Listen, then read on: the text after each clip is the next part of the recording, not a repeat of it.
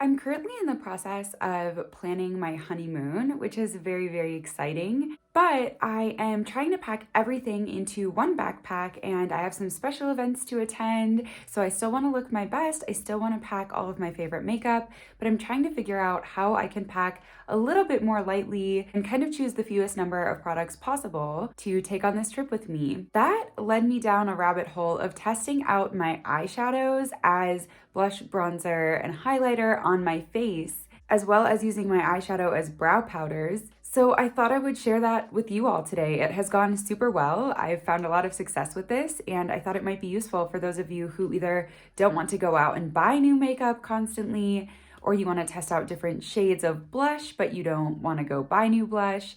Or if you're packing like me and you're trying to keep it light, I think these techniques could be really helpful for a lot of people. So let's go ahead and jump in. So first up, let me share with you kind of how I've been picking palettes that are good candidates for this. And I will say in my case, I was looking for palettes in my collection that did have a bronzer, blush, highlight, and brow color for me, just because I am trying to pick one to pack. But if you're not in my shoes, if you're not like trying to condense your collection into a very small amount of packed items, and you have a little more flexibility, or you're just at home doing this, absolutely feel free to reach into like 3 different palettes for each of the different shades, right? You don't have to have one palette that has bronzer, blush, and highlighter for this to still work. But let me share with you the 3 in my collection that I've used for this technique that have worked really well and do have all of the pieces in them that I need. The first one is sadly discontinued, but if you happen to have the ABH Sultry palette, this is a great, great contender. So this shade up here is like a perfect bronzer for my skin tone.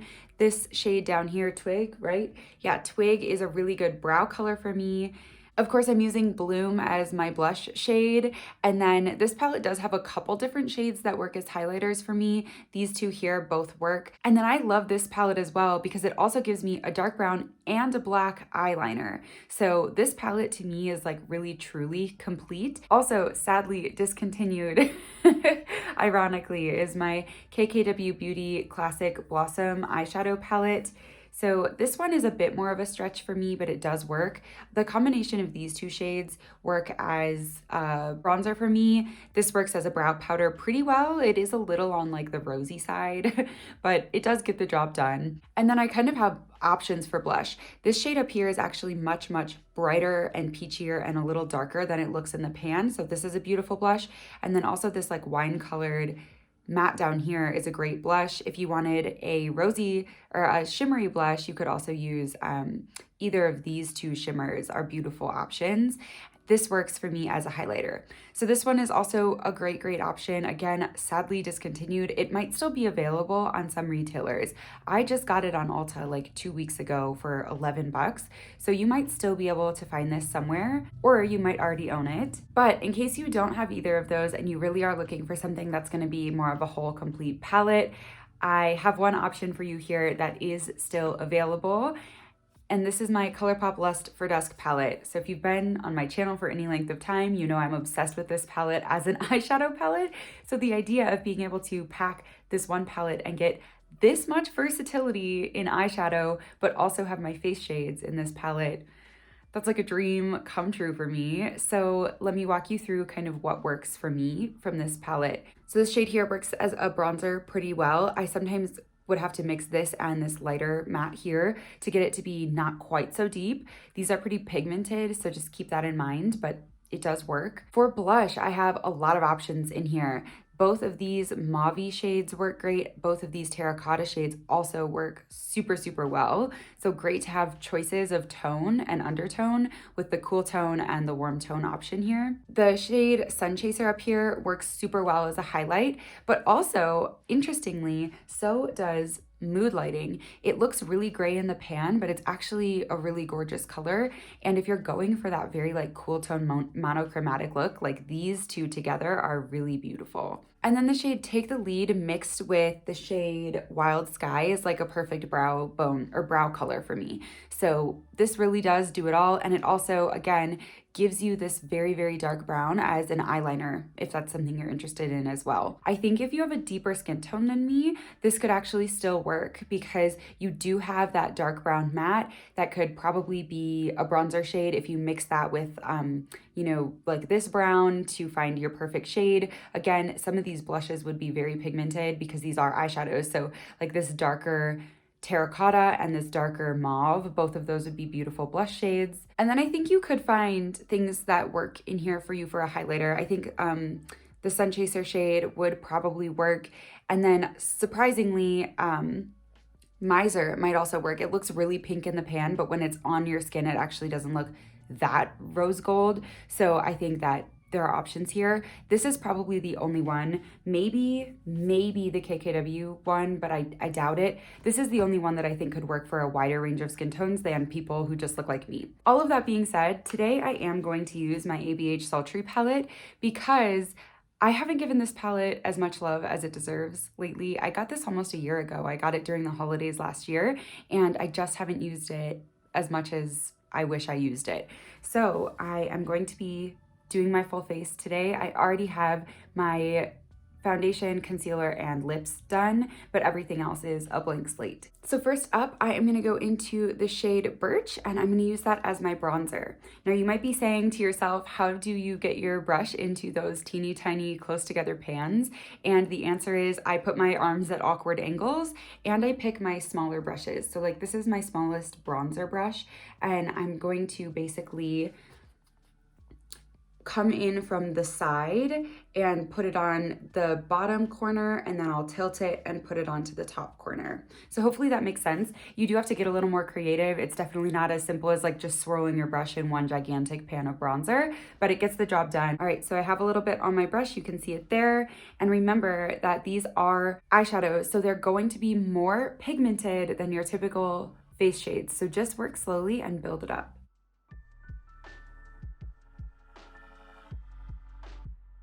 You can see a gorgeous bronzer for me. I absolutely love it. It really does blend out pretty seamlessly. Oop, I got some black that time, but that's okay. I'll get it off of there. Ta-da!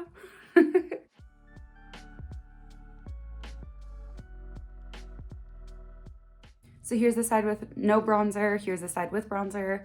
There's a measurable difference. It obviously is working.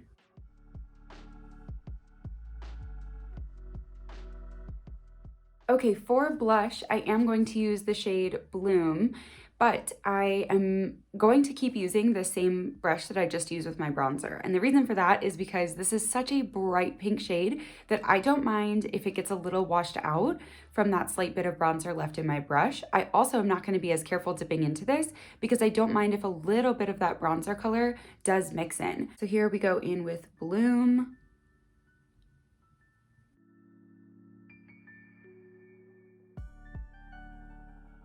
So you can see that little bit of bronzer in there toned it down just a bit. That's what I was going for, so I'm happy about that. If you wanted a full pop of color, this palette could definitely give it to you.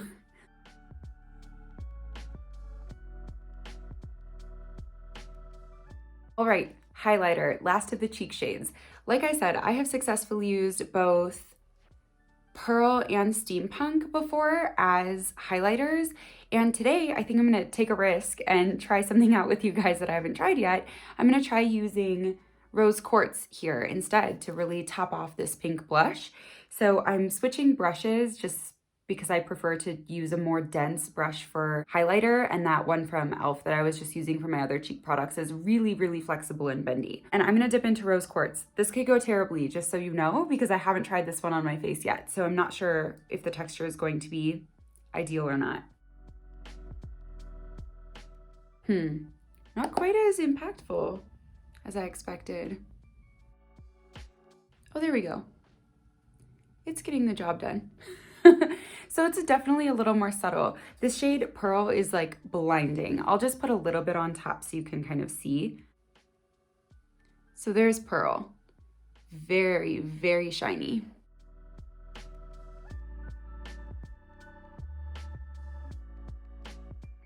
So cheeks are done. I love this complexion. I really think it looks so, so good. I don't think anybody would know this is eyeshadow instead of face products if I didn't tell them. Before I do my eyeshadow for the day, I want to show you how I use this in my brows. So I take a double-ended brow brush. So one side is a spoolie, which is like key for brushing up my brows.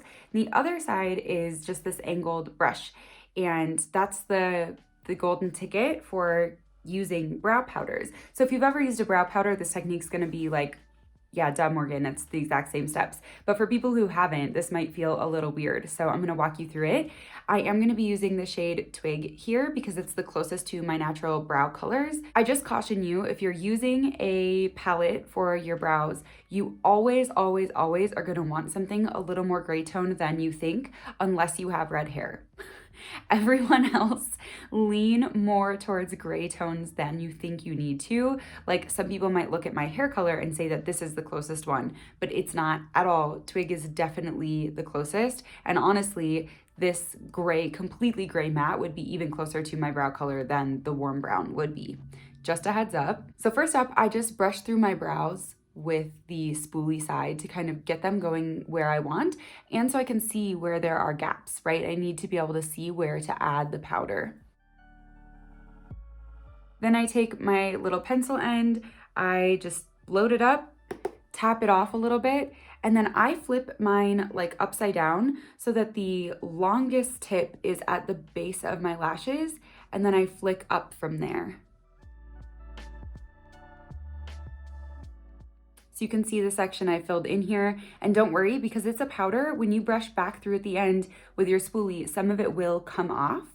So if you're feeling like you're getting kind of block brows, just tap more off of your brush next time and just know that you'll be able to remove some at the end.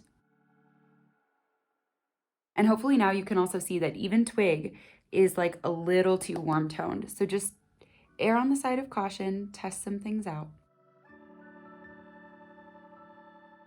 So after I filled in, I just brush through one more time to knock off any excess. And then I do tend to put a clear brow gel over the top if I need my brows to stay in place all day. If they don't, this is good enough.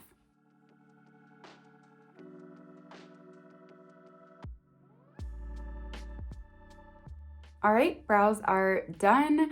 On to eyes. I'm just gonna do a simple, quick eyeshadow look with this palette. In fact, all of these like bronze shimmers are like my perfect one and done shimmers. So I think I am going to use, I haven't used the shade Ember in a really long time, and it's such a beautiful, beautiful color, and it has a little bit of that green undertone, so I think it'll look really cute with my shirt today. So I'm gonna put a little bit of that like on my outer corners first.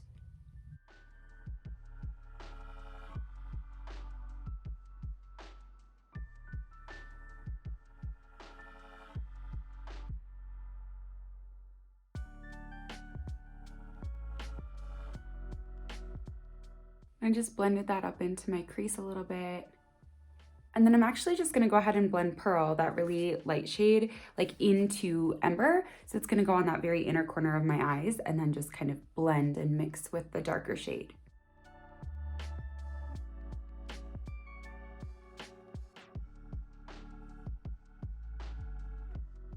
On my lower lash line, taking a tiny bit of that shade Twig, the one I used for my eyebrows. And then just to really like drive home the fact that this is a multi-use palette, I'm going to use the shade Dystopian as a quick brown liner just on like the outer half of my upper lid.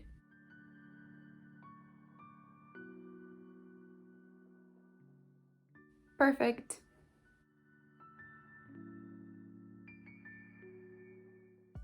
Let me put on some mascara quick so you can see the finished look, and then we will close out this video. All right, here is the finished look.